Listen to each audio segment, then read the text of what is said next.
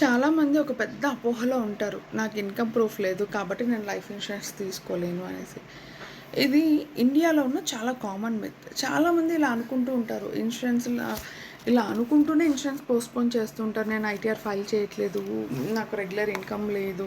నేను self employed. నా earnings ఎక్కువ క్యాష్‌లోనే ఉంటాయి. ఫినాన్షియల్‌గా నేను సెటిల్ అయిన తర్వాత చూస్తాను అని చెప్పి సంవత్సరాలు గడిచిపోతుంటాయి. అలా పోస్ట్‌పోన్ చేస్తూనే ఉంటారు. But you know what? నిజం ఏంటి తెలుసా? లైఫ్ ఇన్సూరెన్స్ అన్నది కేవలం సాలరీడ్ ఎంప్లాయీస్ కోసం మాత్రమే కాదు. ఇప్పుడున్న చాలా plans bank statements, GST records, rental income proof, investment declaration, even spouse income eligibility వంటి ఆల్టర్నేటివ్స్ ద్వారా కూడా ఎలిజిబిలిటీ చెక్ చేసుకోవచ్చు మనము. అలాంటి వాటిని బేస్ చేసుకొని కూడా కొన్ని పాలసీస్ అన్నీ వస్తున్నాయి. కొన్ని సింప్లిఫైడ్ మరియు మైక్రో ఇన్సూరెన్స్ ప్లాన్స్ కూడా అందుబాటులో ఉన్నాయి యాజ్ ఆఫ్ నౌ. ఇక్కడ చాలామంది మిస్ అయ్యే విషయం ఏంటి అంటే, ఇన్సూరెన్స్ కంపెనీస్ కేవలం మీ శాలరీని మాత్రమే ఇన్ష్యూర్ చేయవు కదా. మీ యాబ్సెన్స్ వల్ల ఫ్యామిలీస్ పడే నష్టాన్ని, ఆ ఫినాన్షియల్ ఇంపాక్ట్ని కూడా ఇన్ష్యూర్ చేస్తాయి. అందుకే ప్రొటెక్షన్ ఫ్రీలాన్సర్స్కి చాలా అవసరం, కన్సల్టెంట్స్కి అవసరం, స్మాల్ బిజినెస్ ఓనర్స్కి అవసరం, గిగ్ వర్కర్స్కి అవసరం. ఒక అర్నింగ్ మెంబర్ మీద డిపెండ్ అయ్యే ప్రతి ఫ్యామిలీకి డెఫినెట్గా అవసరం ఇన్సూరెన్స్ అన్నది. ఒకసారి ఒక సెల్ఫ్ ఎంప్లాయిడ్ బిజినెస్ పర్సన్ నాతో ఇలా అన్నాడు, నా పేపర్ వర్క్ అంతా సార్టెడ్ అయిన తర్వాత నేను ఇన్సూరెన్స్ తీసుకుంటాను అనేసి. బట్ లైఫ్ పేపర్ వర్క్ కోసం వెయిట్ చేస్తుందా? ఒక ఇంపార్టెంట్ డిస్టింక్షన్ మాత్రమే ఉంటుంది కదా. 1 crore లేదా అంతకంటే పెద్ద టర్మ్ కవర్ కోసం సాధారణంగా ఇన్కమ్ వెరిఫికేషన్ డెఫినెట్గా అడుగుతారు. ఎందుకంటే హ్యూమన్ లైఫ్ వాల్యూ ఆధారంగా ఎలిజిబిలిటీ డిసైడ్ చేస్తారు కాబట్టి 1 crore కానీ అంతకంటే ఎక్కువ మీరు టర్మ్ ప్లాన్ తీసుకోవాలి అనుకుంటే ఇన్కమ్ వెరిఫికేషన్ మ్యాండేటరీగా అడుగుతారు.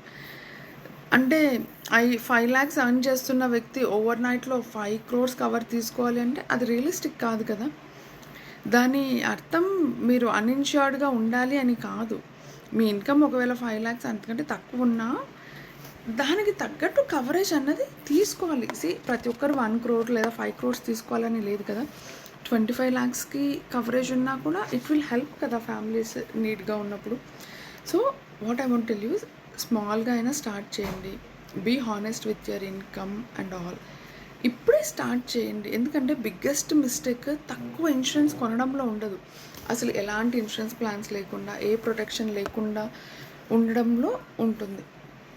నేను పర్సనల్గా చాలా ఫ్యామిలీస్ చూశాను, చిన్న కవర్తో అయినా మొదలు పెట్టాం అనే రిగ్రెట్ లేకుండా అట్లీస్ట్ ఏదో ఒక పాలసీ ఉంది అన్న హ్యాపీనెస్ వాళ్ళలో చాలామందిని చూశాను. కొంచెం వెయిట్ చేద్దామని ప్రొటెక్షన్ డిలే చేస్తూ తీరా నెక్ ఆఫ్ ద మూమెంట్ అసలు ఎలాంటిది లేక ఎన్నో స్ట్రగుల్స్ ఫేస్ చేసిన వాళ్ళని చాలామందిని చూశాను నేను. ఇంకొక విషయం ఏంటి అంటే, మనం ఇండియాలో ఓపెన్గా డిస్కస్ చేయాల్సిన విషయం ఏంటి అంటే, హోమ్ మేకర్స్కి కూడా ఇన్సూరెన్స్ ప్రొటెక్షన్ అన్నది డెఫినెట్గా అవసరం అండి. వాళ్ళు శాలరీ ఎర్న్ చేయకపోయినా కూడా వాళ్ళు రోజు చేసే పనిని రీప్లేస్ చేయడానికి ఫ్యామిలీకి ఎమోషనల్గాను ఫినాన్షియల్గాను హ్యూజ్ ఇంపాక్ట్ ఉంటుంది కదా.